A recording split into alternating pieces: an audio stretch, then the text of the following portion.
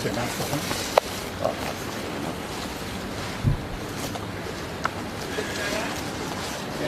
right? Good morning, everybody. It's my very great pleasure, Ross Hart, Labor candidate for Bass, to welcome Anthony, Richard, Lisa and Milton here to Bass in northern Tasmania for a really important announcement. For the last 18 months, northern Tasmania and Australia have suffered under the mismanagement of this chaotic Liberal government led by Scott Morrison. We have a plan for the future for the recovery from the pandemic, and it's my pleasure to welcome here Anthony, again, the third time in as many months to northern Tasmania. Welcome again, Anthony. I think Lisa's going to... Thank you. I'm Lisa Chesters, Labor's Chair of the Labor's Pandemic Recovery Jobs and Industry Task Force.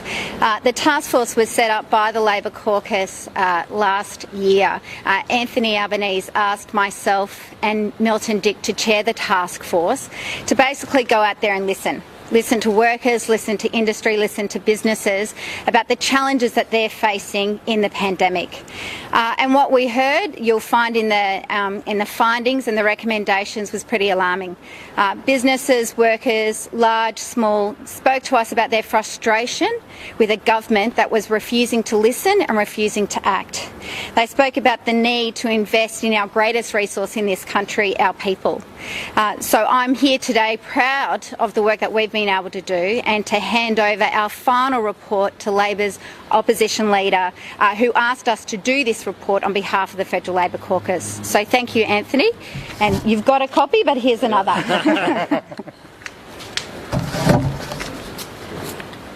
Well, thanks very much, Lisa, and I am indeed proud to launch this report.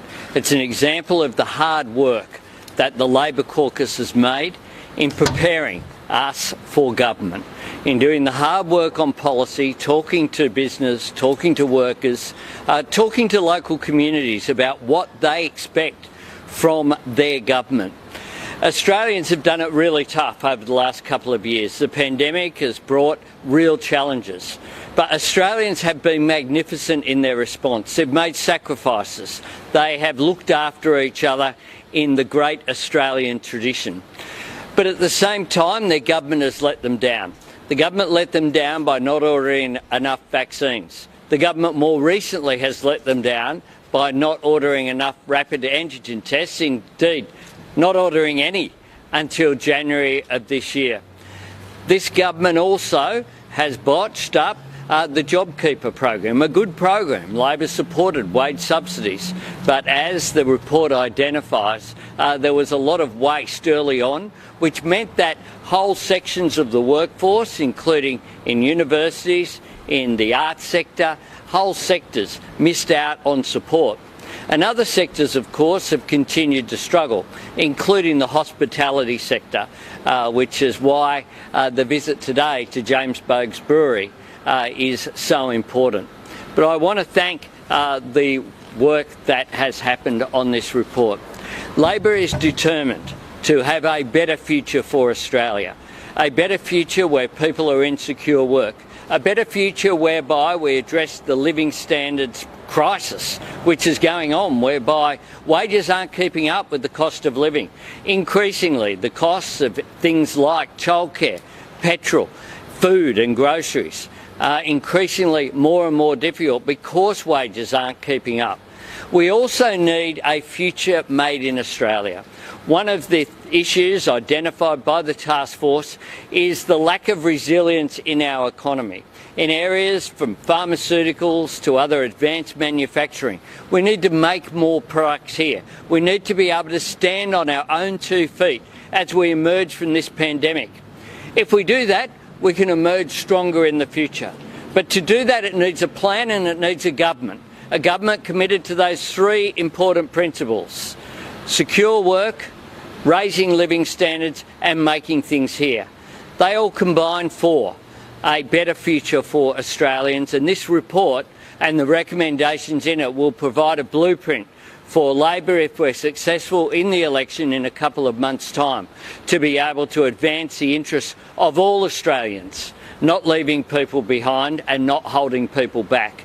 They're the principles that we've adopted. And I want to thank in particular Lisa, Milton and Nita Green, who of course is on leave at the moment. They're in far north Queensland. I want to thank them for the work that they've done, but I also want to thank the hundreds of people and businesses who made submissions, who had the input into this task force. Labor is ready for government. We have done the hard policy work. We have continued to critique the government, but we've put forward constructive alternatives going forward, and we look forward to campaigning with Ross and Brian here in northern Tasmania to make sure that Bass returns to the Labor fold. It is where it belongs. Ross Hart was a great local member here, and he will stand up for the people of Bass if he's successful again as a member of the Labor caucus. I also just want to make some comments about Vladimir Putin's quite extraordinary statement that he has made. We condemn Russia's unilateral recognition of breakaway territories in the Ukraine. We respect the sovereignty of Ukraine. Russia should do that too in accordance with international law. There is no place in 2022 for nation states to just try to carve off sections of another sovereign nation state, which is what we're seeing here. And we agree with the comments made by the Secretary of State Blinken, who has condemned this action. We stand with all democratic nations in opposing this action, but in particular we stand with the people of Ukraine. And in particular as well, we stand with the Federation of Australian Ukrainian Organisations, who I met with in Melbourne 10 days ago, and express our support for them. They're concerned about their compatriots and relatives back home, and there is no place for President Putin's actions and his statements that have been made. Happy to take questions. What briefings are you being offered about the unfolding situation in Ukraine? I've had briefings from the ONI going back to last year. I had a briefing when Parliament was sitting off Dr. Shearer. We'll continue to seek briefings, and my Foreign Affairs and Defence team will continue to be briefed. This is an unfolding situation. Very quickly we heard about these statements while we were travelling to come here this morning. But we'll continue to be briefed. I think all Australians stand together with the people of Ukraine today. What concerns do you have that Russia might be acting in concert with China to test the West's resolve, first in Ukraine and then in Taiwan? Well, we think this is entirely inappropriate. And we also think that China and other countries need to speak out in support of the sovereignty of Ukraine. This unilateral statement by Vladimir Putin has no place in a world in which we have respect. We know there are consequences behind these sort of statements and the threats and intimidation that has occurred. And we call upon Russia to back off. Yourself and the Prime Minister are in town today. How important is it that you win marginal seats in Tasmania such as this one? Well, it's very important that we have a change in government.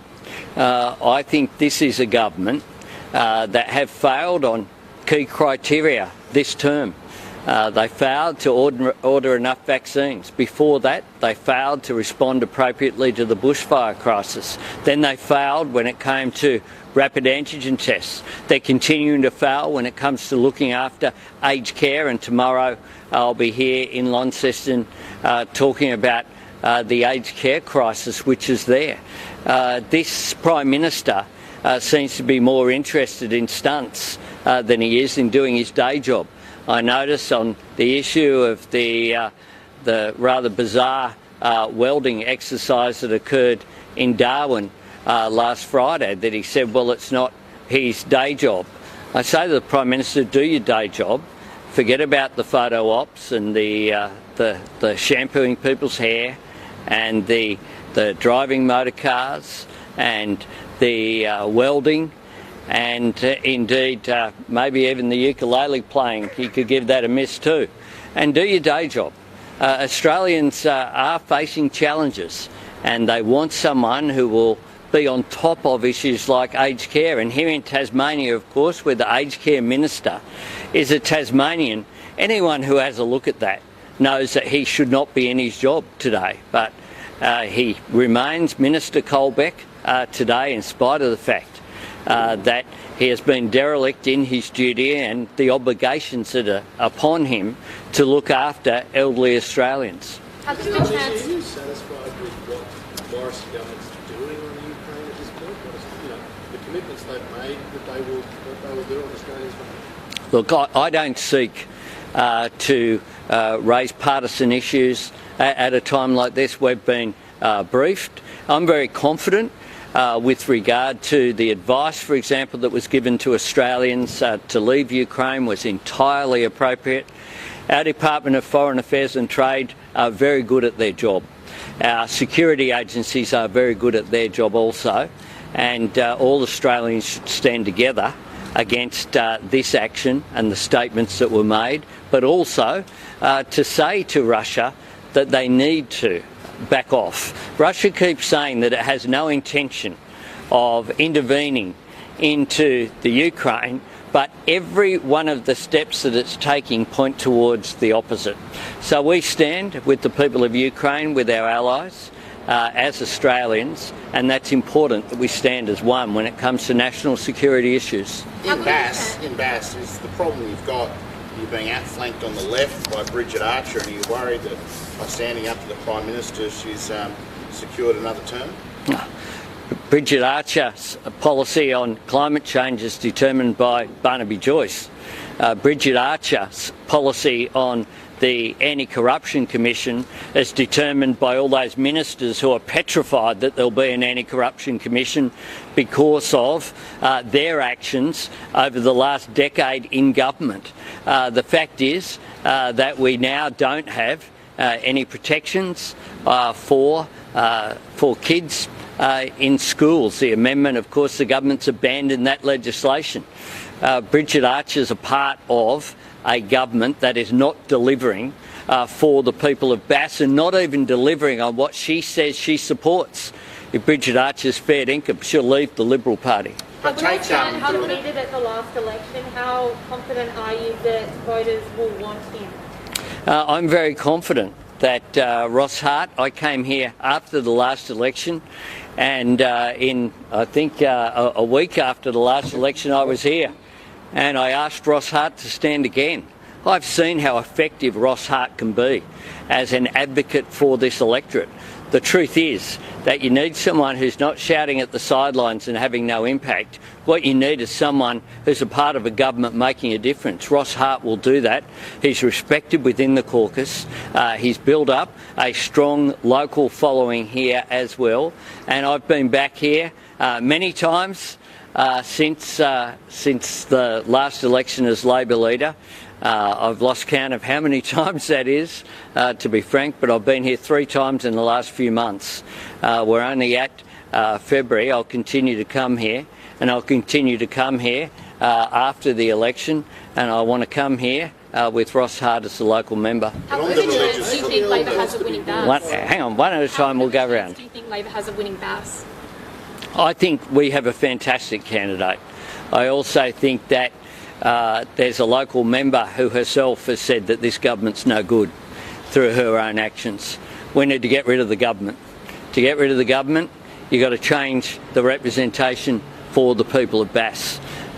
They deserve better than a government that's abandoned their interests. They deserve a government that is serious about the opportunities which are there from the shift to clean energy. If you look at the state of Tasmania is ahead of the game when it comes to taking advantage of clean, cheap energy, if you look at the issue of the National Anti-Corruption Commission, if you look at the whole range of issues in terms of a national reconstruction fund that Labor would support, to support new industries taking advantage of cheaper and cleaner energy. Only Labor will provide 465,000 free TAFE places. Only Labor will provide 20,000 additional university places. Only Labor will support secure work, will support cheaper childcare so as to increase women's workforce participation. We have a plan for the country, a plan for a better future. This government just want to occupy the space, which is why they're engaging in stunts and scare campaigns is what they've been reduced to. But they're asking for a second decade in office. Australians need to ask themselves at the next election, is this really as good as it gets? Because they're getting worse. With each term, you have a law of diminishing returns from Abbott to Turnbull to Morrison, and who knows what would happen next term. On the religious front, I'll go around. Looks looking to buy AGL, close coal earlier than otherwise might be the case. Any concerns about that? What do you think of that deal, and what do you think about what it might do for the workers in those places? Well, these are commercial decisions, of course, and Mike Cannon-Brookes spoke to me on the weekend. What we know is that there are changes afoot. We know that that's the case, and we know that this government's in denial. What we need to do is to make sure that people are looked after and that the opportunities that are there are kept and are spread. That opportunity. I don't want anyone to be left behind. There was an announcement last Thursday in New South Wales about the bring forward of the Araring closure in the Hunter Valley. Now, this federal government is so out of touch and so isolated that the New South Wales Perrottet Liberal government have known about this for 6 months and they didn't bother to pick up the phone to Angus Taylor or Scott Morrison. That says it all. That says it all about the isolation that this government is in from the private sector, but from their own colleagues as well. We need to make sure that we take advantage of opportunities which are there. It is one of the reasons why we announced up at Kurri Kurri support for green hydrogen. I note the extraordinary figure of the tens of billions of dollars of bids as a result of the Hunter Renewable Energy Zone. We've got a Deputy Prime Minister who opposes the New South Wales Coalition Government's Renewable Energy Zone to the north of the Hunter in the New England region. This is a government that don't have plans. You need to have appropriate plans that look after people, that make sure as well that we have reliable, secure energy to be provided, but at the moment they're on the sidelines of the debate because, as we all know, Scott Morrison was incapable of changing the 26 to 28% target that was determined by Tony Abbott way back in 2015, which is why he went to Glasgow and gave a speech in an empty room with empty words that no one was listening to. Australia needs to be engaged on these issues. We do need reliable, secure power, and we need it to be the cheapest possible. On the religious... Can I just follow up quickly on that? Yeah, And then I'll sure. reply. Mike Cannon-Brookes, it sounds to me from your answer that he's giving you some sort of undertaking about what he would do for workers, poll workers in those plants and shut them down. No, he has made public statements about the opportunities that he believes are there. But this is a commercial operation. It's not unusual when a bid occurs, as has occurred with other bids, that the government and the alternative government get a heads up as that occurs. It occurred with Sydney Airport, for example. It occurred with a number of corporate restructures. I last night spoke to the Business Council of Australia with a fair few of Australia's leading CEOs, and it was a really good discussion. I engage with industry leaders all the time because industry leaders, business in this country, know that this government's just been treading water and watching the world go past it. They want a plan going forward. And one of the things that they've said is that they want investment certainty. If you have investment certainty, then you will get more considered reform going forward, which is why it's no accident that in the last fortnight of Parliament, the first fortnight after we announced our Powering Australia plan, we didn't get a single critique from the government. Think about that. The number of press conferences where I've been asked since I became Labor leader, what's your 2030 target? The number of Dorothy Dixes which the government has had, which they don't waste question time with actually talking about government policy. It's all about attacks on Labor, every question time, because they don't have an agenda to defend. Well, our policy was endorsed by the Business Council of Australia, Australian Industry Group, ACCI, the National Farmers Federation, as well as the ACTU, and it did that because it will create 604,000 new jobs, with 5 out of every 6 of them being in regional Australia. The opportunity that's here in northern Tasmania, for example, with green hydrogen and a range of industries, is enormous going forward. While you're on energy, I'll ask one for Channel 9. Your energy policy, can you guarantee that power prices will be lower in the long term? And if you can, how does that work? Prices will be lower. Prices will be lower. The modelling's out there for all to see. We did independent modelling by Reputex, the most extensive modelling for any policy by any opposition since Federation. And what that showed is that in the national energy market there'll be a reduction for households of $275 between now and 2025. The modelling is all out there, and that compares with a government with all of the resources that it has. All of the resources. They didn't bother to get Treasury to look at anything. They just have a pamphlet rather than an actual policy.